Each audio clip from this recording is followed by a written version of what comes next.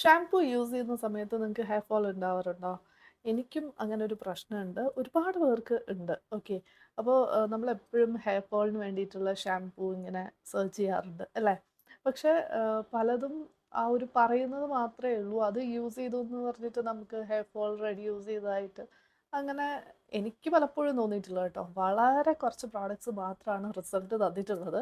അപ്പോൾ അതൊക്കെ ഞാൻ ഷെയർ ചെയ്തിട്ടുണ്ട്. കുറേ മുന്നേ ഒരു 3, 4 വർഷം മുന്നേ ഞാൻ ഇതുപോലൊരു പ്രോഡക്റ്റ് കാണിച്ചിട്ടുണ്ടായിരുന്നു. ഹാപ്പി നാച്ചുറൽസിൻ്റെ ഒരു ഷാംപൂ. അങ്ങനെ കുറേ പ്രോഡക്ട്സ് ട്രൈ ചെയ്യുന്നുണ്ട്. നിങ്ങൾ തന്നെ കാണുന്നുണ്ട് എൻ്റെ ഹോൾ വീഡിയോസിലൊക്കെ ഞാൻ വാങ്ങിക്കുന്ന പ്രോഡക്ട്സ് ഒക്കെ.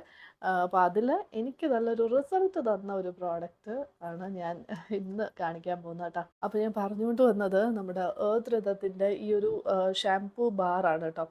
ഇതിൻ്റെ കണ്ടീഷൻ കുറച്ച് മോശമാണ്. നമ്മൾ വാഷ്റൂമിലൊക്കെ യൂസ് ചെയ്യുന്നതല്ലേ, അപ്പോൾ നിങ്ങൾക്ക് മനസ്സിലാവുമെന്ന് വിചാരിക്കുന്നു. ഇനി ഇത് യൂസ് ചെയ്ത് എൻ്റെ ഒരു എക്സ്പീരിയൻസ് ഞാൻ പറയാം. അതായത് ഇത് യൂസ് ചെയ്യുന്ന സമയത്ത് ഹെയർ ഫോളിൽ നല്ലതായിട്ട് റെഡ്യൂസ് ചെയ്യുന്നുണ്ട്.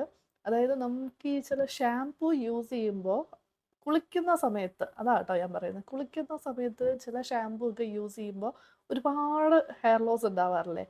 അതാ ഞാൻ പറയുന്നത്. അത് നന്നായിട്ട് കുറവുണ്ട് ഈ ഒരു ഷാംപൂ ബാർ യൂസ് ചെയ്യുന്ന സമയത്ത്. അപ്പോൾ ഞാൻ വീണ്ടും എടുത്ത് പറയുകയാണ്, ഇത് യൂസ് ചെയ്തുകൊണ്ട് ഹെയർ ഗ്രോത്ത് ഒന്നും ഉണ്ടാവില്ല. ഒരു ഷാംപൂ യൂസ് ചെയ്തു എന്ന് പറഞ്ഞിട്ട് ഹെയർ ഗ്രോത്ത് ഉണ്ടാവില്ല. ഓക്കെ, അതാദ്യം നിങ്ങൾ മനസ്സിലാക്കുക.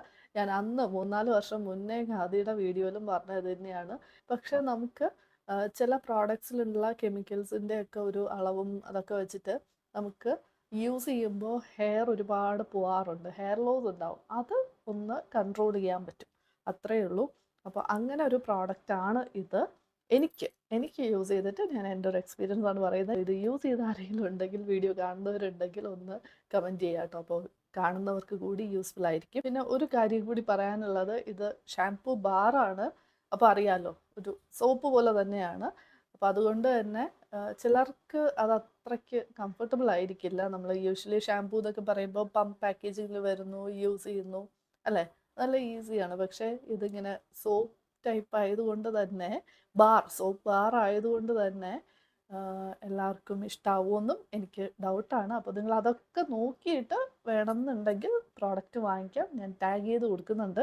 ഇനി ഇതിൻ്റെ ഒരു കണ്ടീഷൻ ഞാൻ കാണിച്ചു തരാം. എനിക്ക് അത്ര താല്പര്യമില്ല, പക്ഷേ ഇതിങ്ങനെയാണ് കേട്ടോ. ഞാൻ യൂസ് ചെയ്തിട്ടെന്നല്ല, നിങ്ങൾ തന്നെ വാങ്ങിയാൽ ഇതിങ്ങനെ ആവുള്ളൂ. ഓക്കെ, നമ്മൾ യൂസ് ചെയ്ത് വരുമ്പോൾ കണ്ടില്ലേ, ഇങ്ങനെ ഇരിക്കും.